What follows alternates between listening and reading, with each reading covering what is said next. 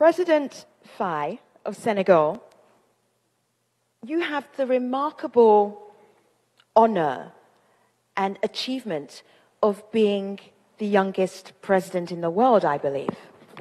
So people often ask you questions about that. But what I want to ask you is about having that knowledge, being connected to young people, the youth. How has that changed the way that you think about digital access in Senegal that might help inform us regarding accelerating the SDGs? Oui, merci beaucoup. En fait, c'est aujourd'hui que je fête mon 6e anniversaire en termes de mois en tant que président de la République. Je viens de faire juste 6 mois aujourd'hui. Et quand vous êtes élu dans un pays comme le Sénégal, dans un contexte de grand espoir, avec une situation économique quelque peu difficile, les premières réformes auxquelles vous pensez, c'est de baisser le coût de la vie pour soulager les populations.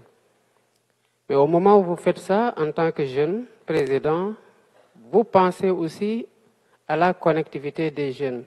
Parce que autant les populations jeunes ont un besoin vital de se nourrir, autant ils ont ce même besoin vital d'accéder à la connexion. Aussi paradoxal que cela ne puisse paraître.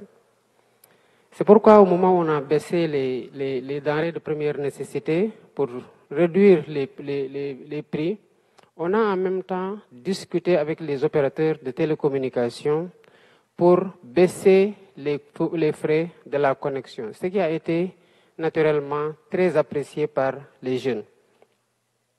Pourquoi nous avons réfléchi comme ça? Parce que aujourd'hui, on ne peut presque rien faire sans la connexion. Et l'Internet impacte tous les secteurs de la vie quotidienne, qu'il s'agisse de l'éducation, de l'agriculture, de la santé ou d'autres services. Il y a l'informatique et l'Internet avec l'arrivée de l'intelligence artificielle qui impacte tous les secteurs. Donc, on se dit que pour ne pas laisser tous ces secteurs en rade, il faut aussi baisser ces frais. Et les jeunes, comme je l'ai dit tout à l'heure, l'ont remarquablement apprécié. Il restait maintenant à nous dire si l'Internet est aussi important que ça, ne faudrait-il pas en arriver, comme nous avons mis dans nos constitutions, le droit à l'expression libre, le droit à donner son opinion et tant d'autres droits que nous avons exprimés dans nos constitutions, nous devions arriver aussi à regarder ce que l'Internet est devenu dans notre vie, ce que l'intelligence artificielle prend comme place dans la vie de tous les jours, dans tous les secteurs, et de constitutionnaliser aussi le droit à la connexion. Nous sommes en train de préparer des élections après lesquelles certainement il y aura une révision de la Constitution.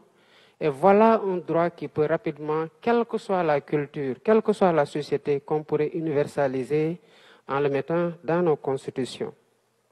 Mais malheureusement, la moitié de la population mondiale n'a pas accès à l'Internet.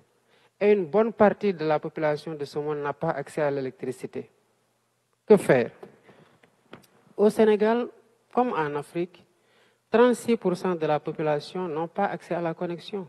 Alors que dans le monde, ce taux est de 62,5%.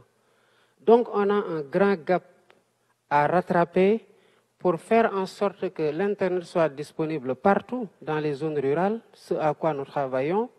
Mais nous partons d'un existant qui est important en termes de vision, non seulement pour le Sénégal, mais pour l'Afrique, parce que le Sénégal reste un pays très ouvert sur l'Afrique, assez stable, pour permettre de servir de hub technologique. Et c'est pour ça que nous sommes en train de concevoir ce que nous appelons un hub technologique pour apporter les investissements nécessaires et attirer les chercheurs comme des supercalculateurs, des clouds souverains et des data centers. Merci.